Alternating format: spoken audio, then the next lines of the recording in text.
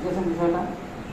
আমি আমার একটি আংটি আপনার কাছে বন্ধক রেখে যাব, আমার প্রয়োজন টাকা, টাকা নিয়ে যাব, টাকা খরচ করব, কিন্তু আমার আংটি আপনি ব্যবহার করতে পারবেন না। আমার জমি টাকার কারণে প্রয়োজনে আমি আপনার কাছে জমি রেখে যাব, টাকা আমি নিয়ে যাব, খরচ করার অনুমতি আমার আছে, ওই জমি চাষ করার অনুমতি আমার নেই, আপনার নেই। বলেন তো এইভাবে জমি বন্ধক নেবেন কারা কারা? জি, তাও জানি হবে না। এক শর্তের মধ্যে আপনারা জানেন, কিতাবুল বুয়ুত একটা আছে যে এক চুক্তির মধ্যে আর এক চুক্তি কি নেই, জায়েজ নেই। গাছ বিক্রি করলেন, কেনার সময় বললেন যে এই গাছ আপনার জমিতে 1 বছর থাকা লাগবে,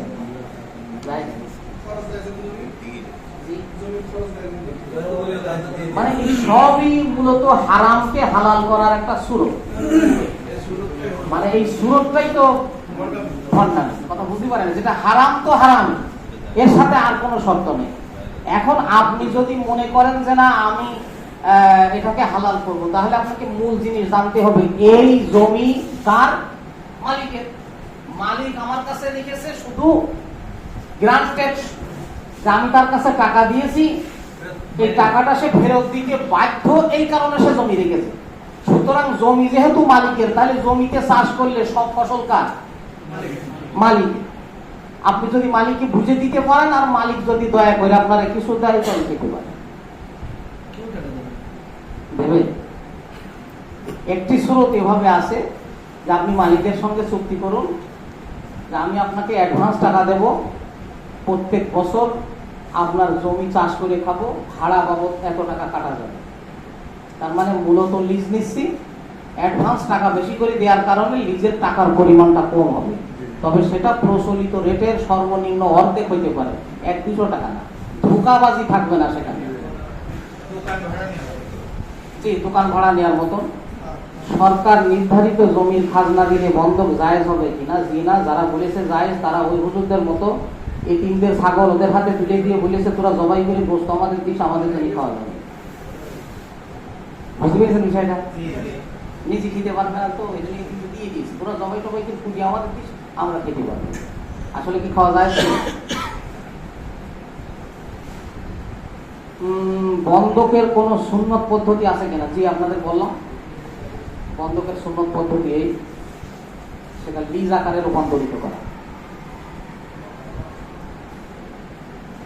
রোগী দিয়ে টাকা নেওয়া জায়েজ কিনা?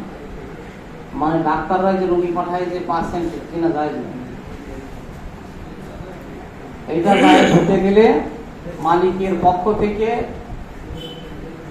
চুক্তি থাকা লাগবে, তুমি আমার কর্মচারী, তোমার মাসে বেতন এত, সেখানে রুগী আসবে কটা, টাকা পাবে কত, সেটা হবে না। নির্ধারিত বেতন থাকতে হবে, তাহলে যাই হবে। ডাক্তারের সাথে কন্ট্রাক্ট, ঠিক আছে, যে আমি আপনাকে রুগী দেবো, আপনি আমার পার্সেন্টেজ দেবেন, যাই হবে না।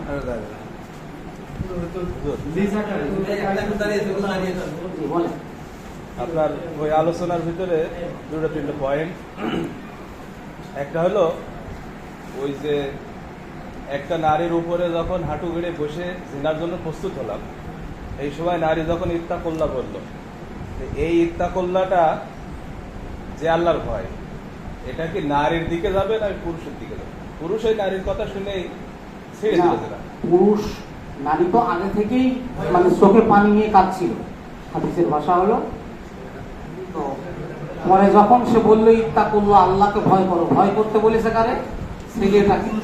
আর ছেলে বুঝতে পেরেছে যে আল্লাহকে ভয় করলে এই গুনাহ আমার করা যাবে না, অতএব সে আল্লাহকে ভয় করে ওখান থেকে সরিয়েছে। আর মেয়েটা তো আল্লাহকে ভয় আগে থেকেই করে। আর ওই যে জিনা করছে নারী সাহাবা, পরে যে বাচ্চাটা হয়, এই বাচ্চাটার কোনো খোঁজ খবর পরে পাওয়া গেছে? মানে এই বাচ্চাটা কে? না, সম্পর্কে আমার জানা নেই। 3 নম্বর হলো হাসি মুখে স্ত্রীর সাথে 2-1টা অশ্লীল বাক্য ব্যবহার করলে কোন পর্যায়ের গুনাহ? এটা গুনাহ হবে না, এটা মশকারার ভিতরে পড়বে, গুনাহ হবে। আর একটা হলো 25 বছরের যুবক, চুল পেকে গেছে, এখন বিয়ে করেনি, এই অবিবাহিত অবস্থায় কালো করতে পারবে কিনা? আর যদি বিবাহ করে স্ত্রী যদি পছন্দ না করে, তারপরও কালো করতে পারবে। এখানে একটা ভয়াবহতা, আগে বিধানটা বলি, কালো রং ব্যবহারের শাস্তিটা কি? কালো রং ব্যবহার করলে সে জান্নাতের সুগন্ধ পাবে না। হাদিসটা একটা কঠোর, গন্ধ পাবে না। আর হাদিসের এক পর্যায়ে বলা আছে জান্নাতের গন্ধ পাওয়া যায় 1000 মানে বছর দূরের রাস্তা থেকে জান্নাতের গন্ধ পাওয়া যাবে। তো তার মানে সে জান্নাতের অনেক দূরে থাকবে, কাছেও যেতে পারবে না। যদি আপনার ভিতরে তাকওয়া থাকে, পৃথিবীর সব একদিকে আর আল্লাহর এবং রসুলের নিষেধাজ্ঞা থাকবে একদিকে, আপনি যদি কৌশল অবলম্বন করতে চান তাহলে কালো বাদে অন্য যে কোনো রং ব্যবহার করে স্ত্রীকে সন্তুষ্ট করার চেষ্টা করতে পারেন। অন্যথায় স্ত্রী সন্তুষ্ট না হলে আপনার কিছু আসে না, আপনি তাকওয়াই আপনার জন্য রয়েছে।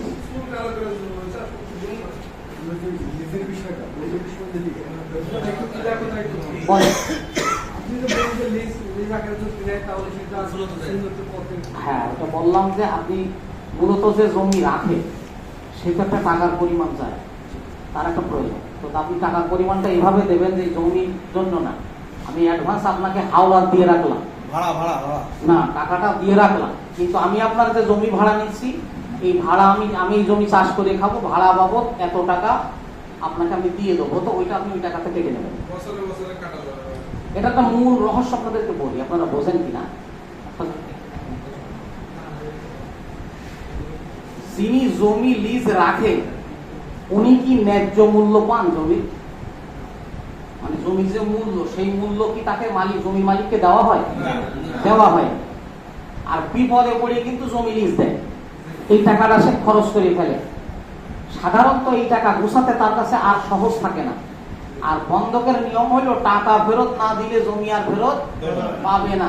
তো এমন হয়ে যায় যে বাপ আর কোনোদিন জমি পায় না, ছেলেরা আস্তে আস্তে ভ্যান চালক হয়, এদের দ্বারাও কি এই জমি উদ্ধার করা সম্ভব? তাহলে জমি ন্যায্য মূল্যও পেল না, জমি ফেরতও পেল না, এর মতো জুলুম কি আর হয়? যদি এখন আসেন লিজে, লিজ যদি 200 টাকা হোক আর 500 টাকা হোক, এটি বাপ যদি তার জীবনে ফেরত নাও পায়, ছেলের একদিন ফেরত পাবে, অটো টাকা পরিশোধ হয়ে যাবে। কথাটা বুঝতে পেরেছেন? এই জন্য বন্ধক হলো জুলুম আর লিজ জুলুম নয়। মূল বিষয়টা এখানে যে একজন অসহায় ব্যক্তিকে আরো অসহায় করে তার জমিকে কেড়ে নেওয়া হলো, অথচ তার জমির ন্যায্য মূল্য দেওয়া হলো। জি, আপনি কি বলতে চাচ্ছিলেন? একজন দাঁড়ানো ইমাম যেখানে দাঁড়াচ্ছে, আমরা সাধারণত জানি যে ইমাম সাহেব মিম্বার থেকে অর্থাৎ মসজিদের মাঝখান বরাবর। এখন কোনো ইমাম যদি একাধিকবার বলার পরও যদি বাম সাইডে চেপে দাঁড়ায়, তো সেই ক্ষেত্রে কি মানে ইমাম বরাবর আমি দাঁড়াবে নাকি বরাবর না দাঁড়ালে সমস্যা নেই? এটা মসজিদের যদি সমস্যা থাকে, যেমন আমাদের অধিকাংশ মসজিদের মেহরাব করা হয় ওই পুরা ঘরটা মিডিল পয়েন্ট থেকে, পরে যেই মেম্বার দেওয়া হয় তখন ইমাম অটোমেটিক বামে চেপে যায়। এটা প্রথম করার সময় কেউ হিসেব করে না। তো এরকম যদি হয় তাহলে ইমাম দায়ী নয়। আর যদি জায়গা যথেষ্ট পরিমাণ আছে, আমি সরে গিয়ে ঠিক মিডিল পয়েন্টে দাঁড়াতে পারি, এটার সুযোগ থাকার পরেও যদি ইমাম না দাঁড়ায় তাহলে নামাজ মাকরুহ হবে। আর মুসল্লি ব্যাপারটা হলো নামাজে দাঁড়ানোর নিয়ম কি? নিয়ম হলো 2 জন মুক্তাদি যদি হয় তাহলে একজন ইমাম সোজা আর একজন ডানে, এরপরে যিনি আসবে তিনি বামে। তো যদি মাঝের জন ঠিক সোজা না দাঁড়ায় তাহলে লোক যত আসবে সমান আর হবে না, টেরাই থাকবে। বুঝতে পেরেছেন বিষয়টা? মানে 2 জন আসুক, 3 জন আসুক, 4 জন আসুক, সমান আর হবে না, ওই যে একদিকে বেঁকে আছে ওই বেঁকা থাকতেই থাকবে। সেটা হলো পিছনের জন যদি সমানে থাকে তাহলে এটার একটা রহস্য হলো আল্লাহর রহমত প্রথম মসজিদে নববীতে কাবা শরীফে পড়ে, সেখান থেকে ছড়িয়ে যায় সারা বিশ্বের মসজিদে। ওই রহমতগুলি শাখার মতন সর্বপ্রথম ইমামের গায়ে পড়ে, এরপরে সোজা মুক্তাদি, এরপরে আস্তে ডানে, এরপরে বামে, ডানে বামে, ডানে বামে, এইভাবে রহমত বিস্তারিত হয়। মানে ডানের দিকের অপশনটা এগিয়ে থাকে সবসময়। এটা তাফসীরের একটি গভীর তথ্য বিশ্লেষণ। আর কোনো প্রশ্ন? কি জানতে চাচ্ছিলেন? আলহামদুলিল্লাহ, সর্বোচ্চ 1 কাতার পিছনো যাবে, বাকি আর পিছনো যাবে না। বরং যদি এত অসহনীয় হয় যে আসলে অসুস্থ হয়ে যাবে মানুষ, সেক্ষেত্রে ভিন্ন কথা। বেশি গরম থেকে বাইরে না, ওটা সহ্য হয়, কাপড় চোপড় ঘেমে যায়, এটা আর কি। কিন্তু এটা সহ্য করতে হবে। রাসূল সাল্লাল্লাহু আলাইহি ওয়াসাল্লাম যে সময় নামাজ আদায় করতেন, মাথায় কাদা মাটি পর্যন্ত লেগে যেত কপালে, জানেন তো?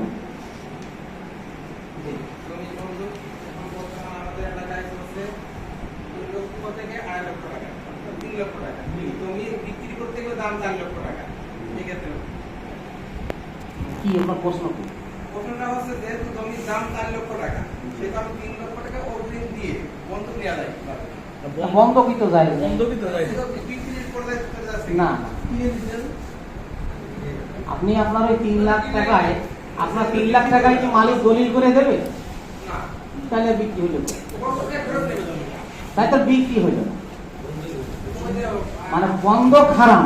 এখন আপনি সেটাকে বিক্রির শুরুতে নিয়ে যাচ্ছেন, তো বিক্রির শুরুতে ইজাব কবুল এবং রেস্টিকরণ থাকতে হবে, শর্তবিহীন, বিনা শর্তে যে আমি আবার ফেরত নেবো, কিন্তু সেরকম কোনো শর্ত থাকবে না, বিনা শর্তে রেস্টিকরণ। তদবির দিয়ে কি টাকা নেওয়া যাবে? তদবির দিয়ে তদবির দিয়ে টাকা নেওয়া যাবে কিনা, আগে তদবির মানে জায়েজ আছে কিনা সেটা জানতে হবে। আগে জায়েজ, তারপরে টাকা দেওয়া। জি, উত্তর হলো যে আমভাবে দুটো মত আছে। আমভাবে নাজায়েজের মত আছে একটা, সেটা হলো তাবিজ হারাম। আর একটা হলো কোরআন এবং হাদিসের সুস্পষ্ট আয়াত এবং দোয়া উল্লেখ থাকলে সেটা লিখে টাঙানো, ছোট বাচ্চাদের গলায় সরাসরি হাদিস, আর বড়দের জন্য কি আসান জায়েজ, তার মানে ছোটদের জন্য যা হারাম তা বড়দের জন্যও হারাম হয়। এই যে সাহাবা আজমাইনরা ছোট বাচ্চাদের গলায় লিখে লটকে দিতেন, সুতরাং জায়েজের পক্ষে কেউ কেউ আছে, সেটাও কি কোরআনের আয়াত, বা জিম, সদ, 3, 5, 8, 9 এসব না, এগুলি সবই হারাম এবং শিরকের পর্যায়ে। আমি যদি একটা ডাক্তারের কি কর্মচারী হিসেবে থাকি, যে আমি আপনার সাথে থাকবো, আপনার রুগীপত্র দেবো, আর মাসে এত করে টাকা দিতে হবে, তা সেই ক্ষেত্রে জায়েজ আছে? ওটা হলো যদি আপনার বেতন নির্ধারিত থাকে, জি, তাহলে জায়েজ হবে। আচ্ছা। বেতন নির্ধারিত না থাকলে জায়েজ হবে না। রুগী দিলে টাকা, না দিলে নেই, জায়েজ নেই। না, বেতন নির্দিষ্ট থাকলেই হবে। জি,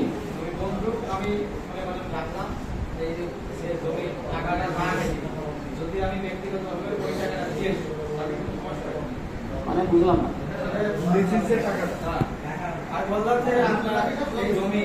সেই ভাড়ার টাকা, জমি ভাড়ার টাকা, লিজের টাকাটা যদি আপনি মূল টাকা ঠিক রেখে নিজের টাকা দিয়ে দেন, একই কথা হলো, আরো ভালো, তাতে তো তার সুবিধাটা বেশি হবে। কিন্তু সেটা বন্ধক না, ওখানে আপনি বুঝে নেন, আপনার জমিটা কিন্তু বন্ধক না, আপনার জমিটা লিজ। আপনার প্রথম যে শব্দটা না, জমিটা বন্ধক, বন্ধক না, এটা হলো লিজ। আর এই লিজের টাকাটা আপনি মূল টাকাতেও কেটে দিতে পারেন, আবার নিজেও দিতে পারেন, ওটাতে কোনো সমস্যা নেই। বন্ধক শব্দের শুরু থেকে নেমে এসে লিজে চলে আসবে। এটা ওই মালিকের সাথে চুক্তি সম্পৃক্ত। সাধারণত সমাজে কি আছে, বছরে বছরে না, বছরে 12,000 টাকা, এখানে 1,000 টাকা দিলে কি হবে? না, হবে না। এগুলো আগে বলেছি, কমপক্ষে ওটান ভাড়া হইতে হবে।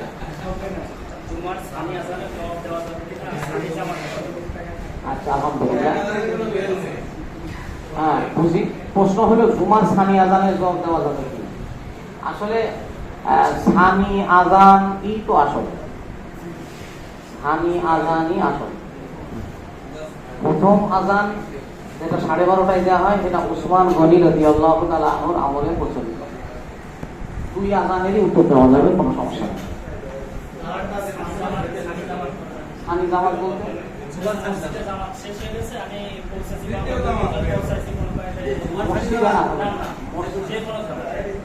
এটা তো বিভিন্ন প্রশ্ন, আলাদা প্রশ্ন। জি, বুঝতে পেরেছি। হ্যাঁ,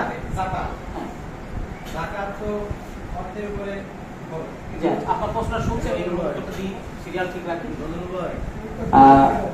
আচ্ছা, আর একটা জিনিস বোঝেন যে প্রশ্ন কিন্তু একেবারে মানে সময় অতিক্রম করেন না, যেহেতু এটা প্রতিষ্ঠান করা, বোঝেন তো। জানার প্রশ্ন যদি জানা থাকে আমার কাছে ফোন করে জানা যাবে, সারাদিন ফোন খোলা থাকে। হ্যাঁ হ্যাঁ, ফোন নম্বরটা দিয়ে দেবো। এনার প্রশ্নের উত্তরটা দিয়ে নিই। ওই মসজিদে সানি জামাত যায় যেই মসজিদে ইমাম ঠিক নেই, নম্বর 1। 2 নম্বর হলো যেই মসজিদটি রাস্তার পাশে, আপনি বহিরাগত, ওই মহল্লার না, আপনি বা আপনারা এসেছেন বাহির থেকে, রাস্তার পাশে মসজিদ জামাত করতে পারবেন, এলাকার লোক ইমামতি করে দ্বিতীয় জামাত করতে পারবে না। দুটো, এক হচ্ছে ইমাম ঠিক নেই, তো তাহলে যার যার মতন শেষে জামাত করে চলে গেছে, আপনি কি জামাত করতে পারবেন। আর যেটা রাস্তার পাশে মসজিদ, বাজার, শহর, আপনি দূর থেকে এসেছেন, আপনারা একটা দল, আপনারা ওই মসজিদে জামাত করতে পারবেন, কিন্তু গ্রাম বা পাড়ার মসজিদে জামাত করতে পারবেন না স্থানীয় লোকের সমন্বয়ে। আরেকটা এর সাথে একটা অনেকে বলে যে মসজিদের ভিতরে জামাত করা যাবে না, বাইরে করা যাবে, এরকম কোনো কিছু এটা আমার- নাকি ভিতরে করা যায় না, এটাও একটা কথা, বা ইমামত দেওয়া যাবে কিনা? এটা জায়েজ বানানোর একটা সুরত আর কি, যে যেহেতু মসজিদে একটা জামাত হয়েছে এই জন্য বলা হচ্ছে যে ওখান থেকে সরিয়ে আসতে, কিন্তু সেখানেও শর্ত আছে, সেটা হলো ইকামত বিহীন। তার মানে আপনি ইকামত দিচ্ছেন, জামাত শুরু হলেও কত কামাতি চলা শুরু কি এখন হয়েছে না আগে হয়ে গেছে?